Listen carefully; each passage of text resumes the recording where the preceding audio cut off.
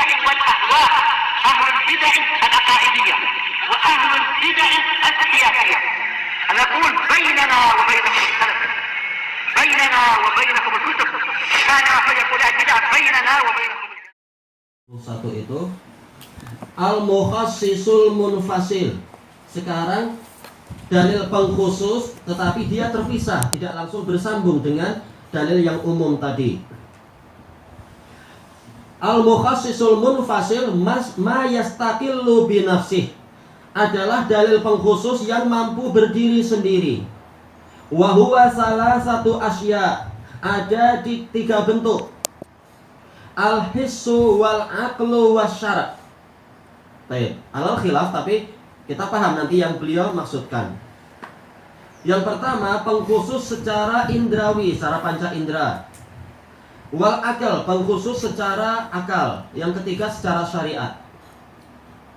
Misalut takhsisi bil his, contoh pengkhususan melalui perkara yang boleh ditangkap oleh indera kita. Qauluhu ta'ala an rihi ad, firman Allah Ta'ala tentang angin yang menimpa kaum Ad. Yaitu apa? Angin dabur, sesuai dengan namanya. Tudammiru kulla syai'im bi amri rabbiha. Angin tersebut menghancurkan segala sesuatu dengan perintah Rabbnya. Fa innal hissa dalla ala annaha lam tudammiris samaa wal ard. Baik, ayatnya umum tadi, kulla syai', segala sesuatu, bahkan dan seterusnya. Intinya adalah umum, ini betul-betul sangat umum. Kemudian tentunya ini khusus. Kenapa? Karena panca indera kita, seandainya kita mampu melihat di masa itu, tentunya menunjukkan bahwasanya angin tadi tidak sampai menghancurkan langit dan bumi. Padahal langit dan bumi masuk dalam syai' tentunya. Khaliqu kulli syai', pencipta segala sesuatu. Jelas langit dan bumi masuk di situ.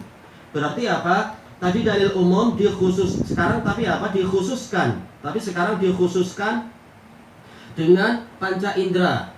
Bahwasanya ada perkara-perkara yang tidak masuk di situ.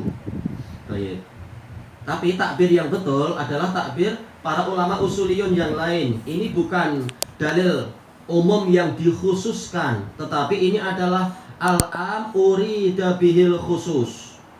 Dalil yang umum tapi memang sejak awal diinginkan dengannya adalah sesuatu yang khusus. Jadi ini bukan amun maksus, tetapi apa? Am urida bihil khusus. Dalil yang umum tapi yang diinginkan sejak awal oleh yang mengucapkannya itu sesuatu yang khusus. Baik. Kenapa kita perlu menyebutkan itu? Karena melalui ucapan macam tadi, para mubtadi'ah akan masuk ke situ.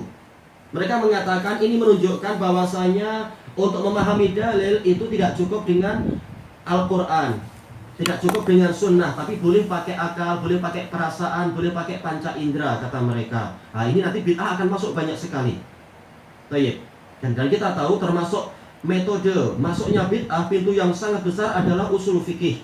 Makanya kita memang harus mempelajari ini untuk memahami dari mana mereka masuk, untuk kemudian apa kita lawan itu. Kita memang harus tahu usul fikih untuk melawan balik. Sebagaimana akidah yang dirusak, maka kita harus tahu akidah yang betul untuk menolak dan melawannya. Baik. Jadi yang betul dalam usul fikih ini, perkara ini contohnya adalah ayat Al-Ahqaf ini bukan amun maksus bil his. Ini bukan dalil yang umum lalu dikhususkan dengan indra, tapi masuk dalam kaidah am urida bihil khusus. Dalil yang umum tetapi yang diinginkan adalah perkara yang khusus. Apa perbedaan antara case yang pertama dengan case yang kedua? Case yang pertama amun maksus, dalilnya umum, kemudian dikhususkan, dan dikhususkan dengan apa? Dengan panca indera. Perbedaannya adalah kalau perkara tadi itu memang sejak awal yang mengucapkannya atau yang memfirmankannya memang menginginkan sesuatu yang umum. Lalu suatu saat karena ada syariat yang perlu diperbaharui barangkali atau apa, maka dibuatlah pengkhususan. Semula ini diharamkan, lalu dikhususkan, kecuali yang begini, kecuali yang begini, yang begini itu boleh. Nah, itulah amun maksus. Semula memang dalil itu umum, lalu dikhususkan suatu ketika. Baik, sementara untuk yang dalam Al-Ahqaf ini kita tahu secara yakin dan sangat pasti bahwasanya sejak awal ketika Allah mendatangkan lafaz umum ini, sejak awal Allah menginginkan sesuatu yang khusus. Tidak mungkin sejak awal Allah ingin umum bahwasanya memang angin ini menghancurkan segala-galanya tanpa ada batas. Kita yakin, jelas apa? Manakala langit dan bumi tidak ikut hancur, tidak ikut lenyap, bahkan apa? Bumi di bagian yang lain, negara-negara yang lain juga tidak ikut dihantam oleh angin tersebut. Taulah kita, memang sejak awal Allah tidak menginginkan lafaz yang umum tadi dengan keumuman yang total. Tapi umum yang diinginkan adalah sesuatu yang khusus.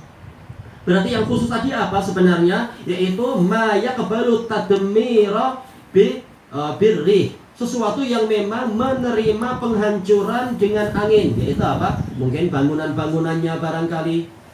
Sebagian bangunan, bukan semua. Dan juga apa yang pasti adalah orang-orang kafirnya, memang mereka layak untuk terhempas oleh angin dan dibinasakan oleh angin. Nah sekarang dari mana kita tahu bahwasanya walaupun lafaz Allah itu umum di sini, tapi sejak awal dia tidak ingin keumuman. Sejak awal dia sudah ingin sesuatu yang khusus, yaitu rangkaian ayat ini sendiri sudah mengisyaratkan ke situ. Tudammiru kulla syai'in bi amri rabbiha fa asbahu la yura illa masakinuhum. Angin tadi menghancurkan segala sesuatu dengan perintah Rabb-nya, maka jadilah tidak nampak kecuali apa? Tempat-tempat tinggal mereka. Jadi sejak awal Allah sudah kasih isyarat, Allah sudah kasih qarinah bahwasanya walaupun lafaz tadi umum, tapi yang diinginkan bukan umum, tapi sesuatu yang khusus, yaitu apa? Orang-orang jahatnya saja. Buktinya apa? Yang di situ aja bangunannya masih ada. Walaupun kita tidak mengatakan 100% bangunannya masih cantik setelah terhantam angin azab tadi, sebagaimana azab-azab yang lain, masalah apa itu gempa bumi atau apa. Tapi apa? Peninggalan itu masih ada sebagai bukti bahwasanya mereka pernah ada dengan peradaban yang sangat hebat, tapi ternyata habis itu mereka lenyap. Nah, bangunannya masih disisakan oleh Allah sebagai ayat. Bahwasanya bangunan-bangunan tadi tidak bermanfaat bagi mereka sehebat apapun. Maka dari sini pendalilan apapun yang coba dipakai oleh ahlul bidah untuk membolehkan yang namanya kebid'ahan, Allah Ta'ala di dalam dalil tadi sudah apa? Sudah memberikan isyarat untuk membantah kebid'ahan tadi. Maka benarlah ucapan Asy-Sya'bi rahimahullahu ta'ala yang diriwayatkan oleh Al-Khalal dalam As-Sunnah, yaitu apa? Tidaklah ahlul batil itu, anak agak lupa lafadznya, tidaklah ahlul batil itu berdalilkan dengan suatu dalil kecuali dalam Al-Quran sudah ada bantahannya sendiri. Sekarang apa? Mereka menggunakan ayat Al-Ahqaf ini. Ternyata dalam ayat itu sendiri sudah ada bantahannya. Ini bukan dalil umum lalu dikhususkan oleh yang lain, oleh dalil ayat yang lain. Apalagi yang jauh lebih luar, bukan ayat. Bahkan apa? Sekitar di dalil dikhususkan oleh panca indera kita. Enggak, bahkan ayat ini sendiri sudah memberikan batasan di situ sejak awal pengucapan. Memang menghancurkan segala sesuatu, tapi apa? Yang layak untuk dihancurkan. Bahkan bangunannya sendiri masih tersisa. Jadi hujah mereka itu justru menjadi hujah kita untuk membantah mereka sendiri. Jadi ini bukan amun maksus, tapi am urida bihil khusus. Memang lafadznya umum, tapi sejak awal sudah diinginkan darinya adalah sesuatu yang khusus.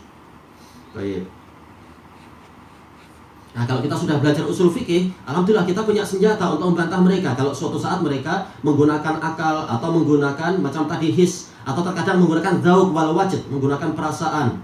Alhamdulillah kita telah diberi oleh para ulama senjatanya. Ada dalilnya dalam Quran, ada hujah dalam Quran, senjata dalam Quran, tapi terkadang kita tidak tahu kalau kita belum belajar. Tapi melalui perantaraan para ulama kita ditunjukkan ini senjata yang bagus untuk case yang ini, untuk kejadian yang ini dan seterusnya. Ilahuna wallahu a'lam. Kata Syekh seolah sama dengan perkataan Syekhul Islam. Betul. Ya jelas apa? Dan Syekhul Islam jelas mengambil dari para ulama sebelumnya, dan Sya'bi dari kalangan tabi'in. Kat sini orang majas pun boleh masuk juga. Oh jelas, ma'ruf. Nanti dalam majas banyak akal masuk di situ. Memang usul fikih itu bahaya, maka kita perlu senjata yang bersih, yang jernih.